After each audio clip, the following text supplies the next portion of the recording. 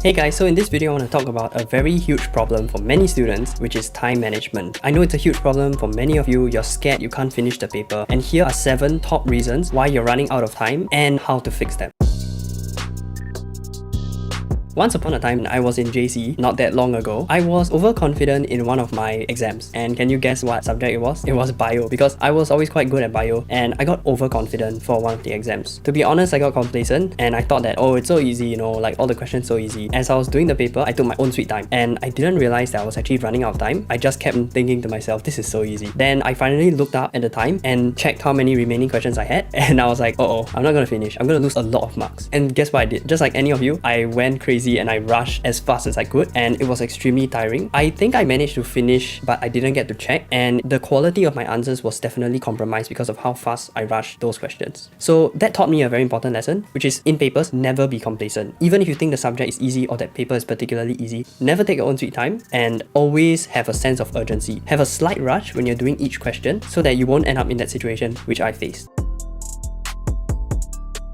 If you're running out of time in an exam, how do you know which questions to prioritize? Not all questions are actually created equal. Some of them are high value questions. So how do you know what is a high value important question? This is the formula. It gives you high marks if you finish it, and it takes very short time to do. Basically, it's like those most bang for your buck questions. So I'm going to show you on the screen here an example. What do you think of this question? Is it a high or low value question? Okay, so it's a labeling question. You will get 3 marks if you finish it, and each answer is very short. So you could technically do this in less than 45 seconds, right? 45 seconds for 3 marks is insane. This is a super high value question. So if you're running out of time, never skip this. It is such easy marks to get. Look at this one. Do you think this is a high or low value question? So it's a 4-mark graph question, and you know the experience drawing graphs. It's slow, you have many mistakes, you need to erase, draw a best fit line. It's horrible. It takes like 10-15 minutes sometimes. Only for 4 marks. Very low value question. So if I had a choice between this and the previous question and I was running out of time, I would skip the graph question because it is way harder to get those 4 marks and it will waste a lot of time. Now the same goes for MCQs. Look at this example on the screen. It's actually super fast to do this question and you get that 1 mark, right? Each of the options are very short, very fast to read, and it's not a complicated question. Now look at this other MCQ on the screen now. Do you think this is a high or low value question? Okay, if you said low value, very good, because you only get 1 mark, just like all other MCQs, but it takes very long to do. You might need 2 to 3 minutes, and if you get stuck because you don't know how to solve it, you could waste even more time than that. So moral of the story, if you're ever running out of time, I want you to scan through the remaining questions and do the highest value ones first that are the most bang for your buck. Tell me if this is you. You always don't have enough time for the last few questions. You either fail to finish them, even if you do finish them in the nick of time, you likely sacrifice the quality of the answers because you rush them. The problem is this is so dangerous, for paper 2 especially, because the big questions at the end are worth so many marks. If this happens to you, don't be shy. A lot of people struggle with it as well, but you can be more strategic. Once the examiner says time starts now, consider opening the paper from the back and doing the last few questions first. This way you can grab many of the important marks. Even if you run out of time, you can sacrifice the ones in front where it's less important and worth less marks compared to sacrificing these very important questions. Want to know what's the best way to write your answers faster? It's not about getting a better pen or changing your handwriting style to cursive. The secret is really cutting out all the irrelevant parts in your answer. This means anything that is not answering the question, including background info that some students like to give, but the truth is that they won't give you any marks. Look at this example on the screen. This is a real example from one of my students, and as you can see, this student wrote from day 0 to 2 and then a bunch of explanation, right? But look at the question. It said, describe, explain the changes from day 2 to 16, meaning they only give you marks if you talk about day 2 to 16. Day 0 to 2, they don't care. So it's irrelevant. Immediately the examiner just acts blind and doesn't look at it. Irrelevant, 0 marks. So don't waste time on these kind of things. Don't feel kiasu, so you must write them. If it's not actually answering the question, just remove it completely from your answers. You will save so much time and you will find yourself finishing the paper way faster.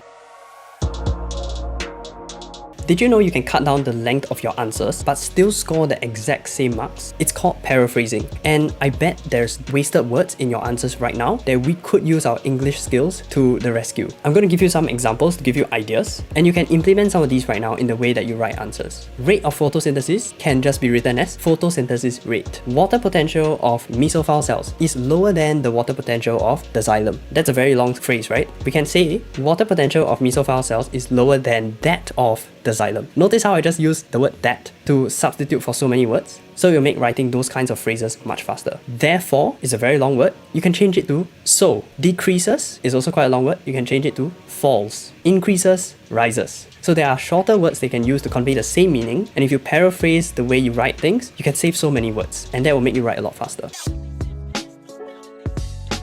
Tell me true or false for this. When you're explaining a process, even if you already explained it once within your answer, you need to re-explain again if you want to bring that process up. Example, a question asks you to explain what happens when you sweat more versus when you sweat less. So when you sweat more, you will explain this. More sweat secreted by sweat glands, more water in sweat evaporates, more latent heat is lost. Now, for sweating less, you will have to say the whole thing but in reverse. So you would have less sweat secreted, less water evaporates, less latent heat is lost. So true or false? Actually false. You won't get extra marks, because you've already explained the process once. You see, the point of these questions is that the examiner wants to know, did you study and do you understand what you have studied? So if you explain the process once, you've already checked those boxes. The examiner knows you know that process. There is no point repeating everything again. It doesn't value add to your answer and it won't give you double marks. Another common example is explaining the transport of carbon dioxide. First, it's converted to bicarbonate ions, and then you would give the explanation of carbonic anhydrase doing that reaction. Next, when it's transported to the lungs, this is converted back into CO2. So many students will just say the exact whole process but in reverse, and it wastes so many words. But the thing is, you already explained that once, so why not just say, at the lungs, the reverse process occurs, bicarbonate ions are converted back to CO2. You save so many words, and the examiner will still give you the same marks because they understand what you're trying to say.